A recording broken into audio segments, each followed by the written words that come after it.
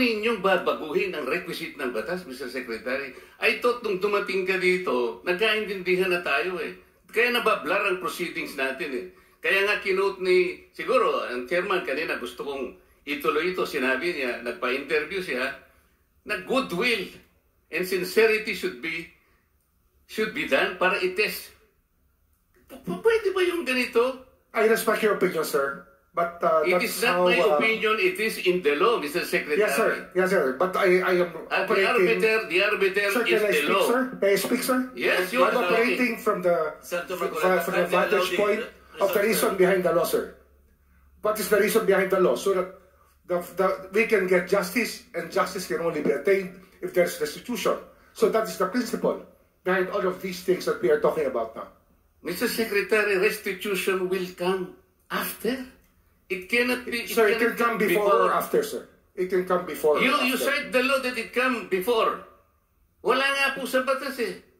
Huwag po ninyo babaguhin ang batas, Mr. Secretary. We are operating on a unit.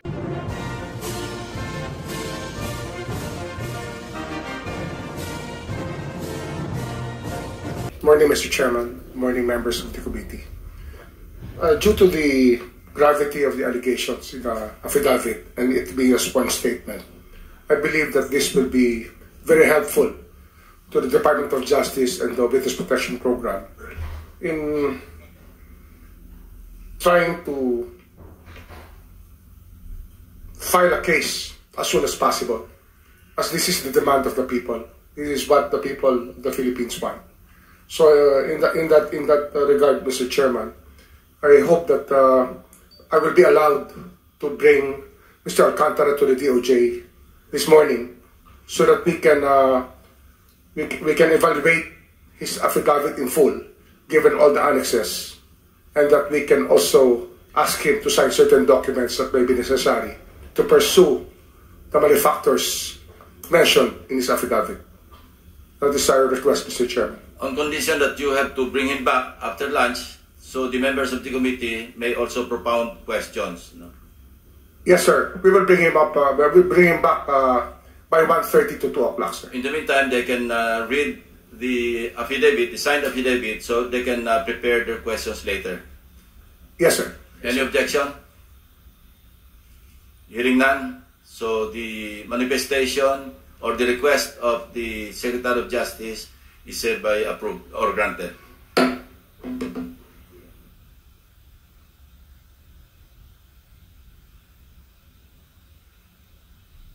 For a while, Mr. Secretary, meron lahat ng tatanungin si Vice Chairman sa inyo. Thank you. Sandali. Anyway, you're the Vice Chairman. Go ahead. Thank you, Mr. Chair. May question lang po ako kay Secretary Remulla. Mr. Chair, yung pong sinasabi na widespread according to ICI, yung Independent Commission for Infrastructure, na meron daw po empleyado ng DPWs na pinagsisira po yung mga dokumento. Ito po ay parang itinatago, Mr. Chair. Tanong ko po kay Secretary, ito po ba ay makakasuhan na rin ngayon dahil mukhang malinaw pa sa sikat ng araw na may tinatago, removal, concealment at destruction po ng mga documents, Mr. Chair? Yes, sir. We can file the cases immediately. So, marami po yata ang violation ito, Mr. Chair. One last question for the Secretary. Falsification din po ng public officer or employee under Article 171, violation of PD 1829, at saka violation of Republic Act 9470. So lahat po ito, ikakaso po, ikakarga po ito. Pwede po ikarga. Depende po sa facts of the case lang, sa mga allegations natin sa ating ebidensya. Na-identify niyo na rin, Mr. Chair, nasabi na po ba sa inyo ng ICI kung sino pong tao na ito? Hindi pa ho, ang ICI po kahapon lang kami nagsimula makipag-usap sa kanila. Pero in due time po, tomorrow po ako mag-a-appear sa ICI. Maraming salamat po, Mr. Chair. Interjection, Mr. Chair, with the indulgence of the Vice Chair. Salamat, Mr. Chair. Kay Secretary Remulla, sir, sa pagkakaalam po ng DOJ, meron po bang mataas na tao na nag-utos sa itong report ng widespread destruction ng mga dokumento kaugnay nung iniimbestiga ng Blue Ribbon Committee? Wala pa ho kami nakukuha na pero iniimbestigahan ho ng NBI yan. Salamat, Sec. And may mga crucial documents ba na nawala na sa atin, both sa department at sa Blue Ribbon? Usually ho, redundant naman ang documents eh. redundant yan. So I think that we can still establish those documents, at least the duplicates of the documents will still appear. Aasahan po natin na may copies pa, may duplicates pa. Yes, sir. Salamat, Secretary. Salamat po, Mr. Chair at Vice. Meron din akong gusto i-clarify kay Secretary Remulla, hindi po limitado kay Henry Alcantara ang inyong pagkonsidera, at least pag-consider, na may maipasok pa sa program, hindi po ba? Hindi po. It's not limited to him. As the hearings go on, we will evaluate everybody and the value of the evidence that they can present. At saka syempre po yung vantage point kung sino talaga makakapagturo sa mga salarin, kung ika nga. So, pwede rin pong matanggap sa Witness Protection Program ang mag-asama Diskaya, pwede rin si Bryce Hernandez, as maski sino sa mga resource persons natin, depende sa inyong evaluation. Opo. At sa ngayon po, we can, if they apply, we can consider them protected witnesses already. Pwede na namin bigyan ng security ang mga nag-a-apply. Ang kailangan lang po dito talaga yung evaluation as state witness. Malaki yung pagkakaiba ng dalawa. Maraming salamat po sa inyong pagpapaliwanag. Mr. Chair, may pahabol lang po ako kay Secretary Remulla. Mr. Chair, di po ba sinasabi, is it true, pag ikaw po ay naging state witness, absuelto ka na po doon sa kaso wherein kasama ka? I mean, just point of clarification, Mr. Chair. I'm not a lawyer, so pakipaliwanag na po. As a state witness, hindi ka na po matcha-charge sa kaso na yan. Tama po ba ito? Kung na-charge na po, pwede ho ma-discharge ng court. Pero pwede rin ho hindi namin i-charge. At ang i-charge namin yung mga tinuturo po ng state witness. Kung siya po ay maging state witness. At sa aming, ang mahalaga po dito, yung magiging agreement ng DOJ sa magiging state witness, ay hindi ho sila mag-violate ng mga patakaran na nakalagay po sa Memorandum of Agreement between the state witness and the Department of Justice. So this is one way, Mr. Secretary, Mr. Chair, na mapapanagot po natin, aabutin po natin yung pinakamataas dito, Mr. Chair. Yun po yung ideya. The higher up the food chain, the better. Kasi yun po yung gusto natin mangyari dito at managot po. Yung dapat managot. Kasi dapat po matuto na po ang bansa natin. At hindi na po talaga tangkapin yung ganito mga gawain ng mga leader natin. Yun po yung ating gusto mangyari. Mr. Chairman, I'm sorry.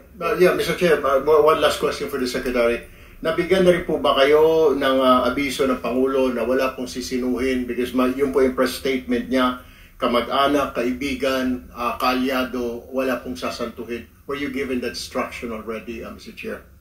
Opo, yan po ay malinaw na malinaw sa aming usapan. Sa mga usapan namin mula no simula pa ho ng kanya pong ni-reveal yung mahiya naman kayo speech ay sa SONA po. Lagi pong gano'n ang usapan namin. Dapat lahat yan managot na. Panagutin natin lahat. Mr. Chairman, quick question for the Secretary. Since there are other members who want to ask questions, can we go back to the original guidelines laid out by the Chair, yung in their order of arrival? So, kung may tanong, may tanong si Senator Pangilinan, siya po nauna rito, papayagan po siya magtanong. Kung wala naman, para makapagtrabaho na rin kayo, pag-evaluate ninyo, susunod-sunod rin na lamang. Senator Pangilinan? Yes, just a manifestation that pagkatapos pong ibalik dito si Ginoong Alcantara, kasama pa rin ang Secretary of Justice mamayang hapon. Pwede ho, darating po ako, sasama po ako. Okay, and maaari na rin ma-update dun sa pag-uusap ninyo, pagbalik po ninyo. Doon na lang po ako magtanong. May mga bagay po siguro baka executive session natin pag-usapan. Yes. With that, wala na po akong tanong kay... Thank you, Senator Kiko. Senator Bam? Quick question for the Secretary. Secretary, pagdating sa pagbabalik ng pera, tama ba na pwede itong gawing kondisyon sa pagpasok sa Witness Protection Program o pagiging state witness? O hindi ho kasama ang usapin po ng pagbabalik ng pera? Ano ho kasi, ang pagbabalik ng pera, yan po ay inuutos ng korte. Pero para ho makita natin ang good faith ng isang testigo, isang tanong po yan na binibigay natin sa kanila. Kasi kung gusto ho nila maprotektahan, dapat yung full good faith, isosolid talaga nila. Yun po yung isang test natin sa kanila. Hindi wala ho sa patakaran, pero isang test po kung reliable po yung witness o hindi. Mr. Secretary, palagay ko po yan ang hinihintay ng maraming tao. Kung meron pong mag-state witness, mahalaga na maibalik po yung pera na ninakaw po sa ating bayan. Opo, salamat po. Mr. Chairman, just very quickly lang, just to follow up. Okay. Very quick. Go ahead. Yes. At doon sa usapin, kasama ba na sa usapin ng good faith, ilalabas niya lahat ng mga accounts niya at ipapaabot sa inyo? Hanggang sa kaya pong makuha sa testigo, yan po yung talaga mga gusto natin mangyari. Accounts and amounts. Opo, kasi may dalawa naman tayong proseso rito. Pwede ho itong hingin sa kanila. Kung di naman nila ibibigay, andyan naman po yung ating Anti-Money Laundering Council na pwede hong mag-freeze ng accounts. At yun lang po, papa-forfeit lang po natin sa Sandigan Bayan pagdating ng panahon. Willing ba si Ginoong Alcantara ngayon na sasabihin niya sa pag-uusap niya? Senator Pangilinan, you're limited to one question. Yes or no lang. Mamaya na lang tanghali. Oh, yes or no lang, Mr. We will ask him. I think that he has signified his willingness to do that already. Ayan. In a prior message to one of the contacts in the Senate. So. And for the record, Mr. President, si Ginoong Alcantara is nodding his head. Hindi man siya nagsumagot, he is nodding his head. Thank you. Thank you. Senator Risa. Quick two follows up, Sec, dun sa kaninang issue ng reported na destruction at tampering ng mga DPWH documents kaugnay nitong investigasyon. May suspetsya na po ba ang DOJ kung sinong mas matataas na taong maaring nag-utos niyan? Posible pong mas mataas. Yan po yung ating tinitingnan sa loob po ng opisina ng DPWH tsaka lahat po ng pwedeng mabanggit sa mga sinumpang salaysay. Wala akong makakatakas dito pagdating sa suspetsa. Everybody's a suspect pag nandito na po sila. Everyone is a suspect all the way up to the top of food chain, ika nga sa DPWH. Opo. And lastly po, kung mayroong mang kayong ma-establish na importanteng dokumento na natamper na o na-destroy na, paano pong gagawin? Paano po bubuin yung chain of evidence tungkol sa iniimbestiga ng komite? We will have to resort to secondary evidence. Pero that is an accepted mode under the rules of court and under evidence. At para ma-preserve po yung secondary evidence that still exists probably right now, meron po bang magagawa ang DOJ na pigilin na itong reported na destruction at tampering ng dokumento dun sa kabilang department ng DPWH? Yung pinag-uusapan na ho yan, as we speak ngayon, meron na ho kami mga taong nakikipag-usap sa kanila. Salamat po, Secretary. Mr. Chair. Thank you, Senator JB. Let's limit our questions kay Secretary Remulla para mamaya sa mga ibang resource persons na lang. Senator JB? Hindi, teka muna. Meron tayong Senator Soto is next. Wala. Senator Marcoleta. Senator Soto. Wala. Senator President. Senator Marcoleta? Thank you, Mr. Chair.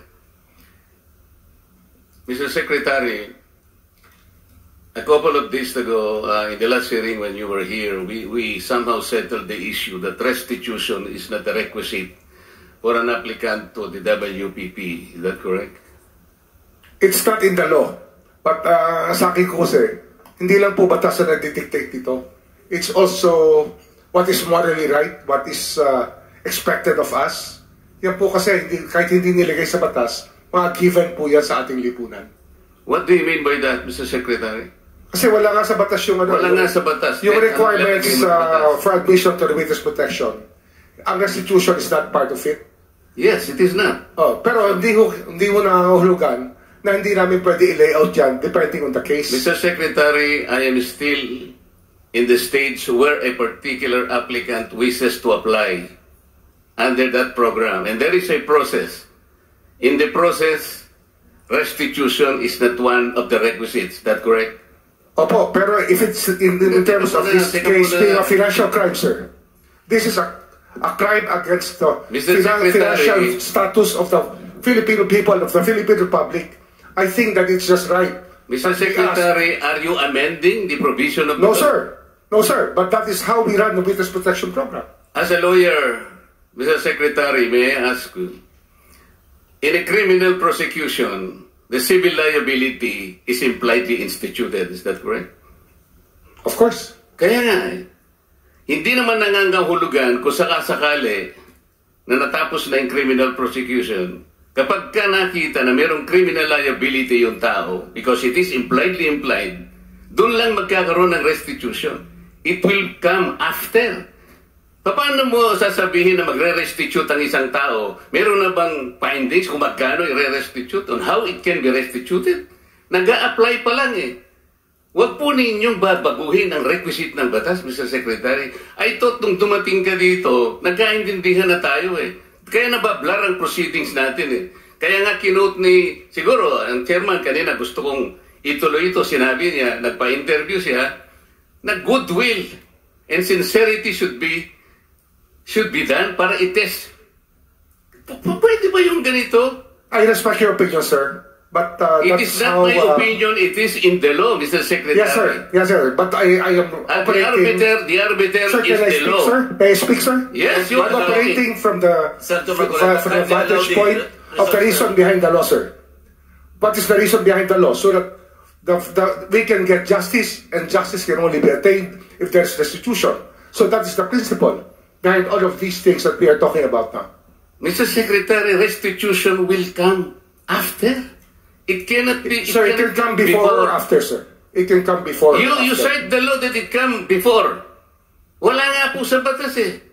Sir, Huwag po ninyo babaguhin ang batas, Mr. we Secretary. are operating on a unique set of facts, and we are, all of these matters are being evaluated because the gravity of this financial crime cannot be underestimated, and that the more assets that we're able to preserve at the outset, the better for our country, sir. Mr. Secretary, I'm very sorry for such a reasoning like that.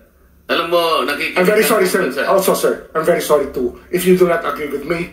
But I respect your opinion, sir, and we will carry out our job as we deem fit, as we see. Mr. Chair, I said that the I am country not needs. expressing an opinion here. I am articulating the provision of law. You do not change the provision of law, Mr. Secretary. You may be disbarred from doing this. Then it's your opinion, sir. It's your option, sir. Sinabi ko na nga, hindi ko opinion ito. I am Then it's your option, sir. It provision of law. is what you wish to happen. That you may proceed. Ikaw ang with what you nagbibigay wish. ng opinion, nilalagay mo yung restitution to test the goodwill of a possible applicant. It is not in the law. Unless you are able to point out the provision of law that it come before. Hindi ganun eh. Sabi mo na nga, and we admitted, impliedly instituted ang civil liability, but this will come eventually after the court has pronounced kung magkano ibabalik niya kung meron man. Not before. Thank you, Mr. Chair. Are you done, Senator Marcoleta? Okay. So next in line is Senator Padilla. Please limit your question kay Secretary Remulla. Apo, gusto ko lamang pong sabihin kay Secretary, pangalagaan na lang po si Engineer Henry Alcantara. Yun lang po. Opo, salamat po. Thank you. Senator De La Rosa. Thank you, Mr. Chair. Point of clarification lang ito sa akin, Mr. Chair, dahil ito mga diskayas, parang mukhang nagbigay na ito ng affidavit in the previous hearings. Gusto natin na may resulta kaagad ito investigation natin. Baka pwedeng isama na rin yung affidavit nila, sir, na evaluate ng DOJ para isang bagsakan na lang pagpahil ng kaso. Dahil marami sila binanggit na mga pangalan ng mga congressman. As a matter of fact, undergoing evaluation. By whom, Mr. Chair? DOJ. DOJ on Sir, we met with them already, and we will meet again with them tomorrow. Kasi nawala nga yung kahapon, sir. No? We lost the time yesterday. We were supposed to meet yesterday. Hindi lang po natuloy. Yes, sir. Mr. Chair, just para mas maganda kung isang bagsakan na makuha na sana lahat yan, mapaila na kagad. Opo. Mas maganda. Thank you. Thank you lang, Mr. Chair. Thank you, Senator Rapi. Yeah, Mr. Chair, to Secretary Remulla, wala nga talaga sa batas yung bang magsoli muna ng pera para ikaw ay mapasok sa WPP. Pero kung pagbabasya natin yung kagusto ng taong bayan, ang galit ng taong bayan, na gusto nilang magpakita yung goodwill, yung accused bago siya mapunta sa WPP, siguro mas maganda kung sundin natin yung kagusto ng taong bayan, right? Opo. Thank you, Mr. Chair. Mr. Chair, Yes, also, I would like to manifest that hindi ko alam kung nakikinig ho tayong lahat, yung sigaw ng taong bayan na libo-libo sa People Power Monument sa Luneta, hindi lang po pagnanakaw, they were also shouting, ibalik yung pera nila. And I believe the Secretary of Justice heard that. And I believe Malacanang heard that. Kaya nga po, dito po sa mga kontraktor, mga opisyal, isole ninyo ang pera ng taong bayan. Hindi po batas ang pinag-uusapan. Wala ho tayong pakialam sa batas. Sometimes, you have to bend the law to be able to please the people. Mas mataas po ang taong bayan sa batas. Am I right, Secretary Remulla? Yes, sir. Mr. Chairman. Thank you, Mr. Chair. Again, Brown, Senator Pangilinan. Just to lower the decibels and the stress that comes with high emotions. Si Ginoong Secretary Remulla, si Ginoong Hernandez halimbawa, sinurrender na sa ICI, no? Yung ilang vehicles at sinasabi niyang willing pa siyang mag-surrender ng Lamborghini. I mean, that's his voluntary act. If Engineer Alcantara will do the same voluntarily as a sign of goodwill, there is no law that prevents him from doing that.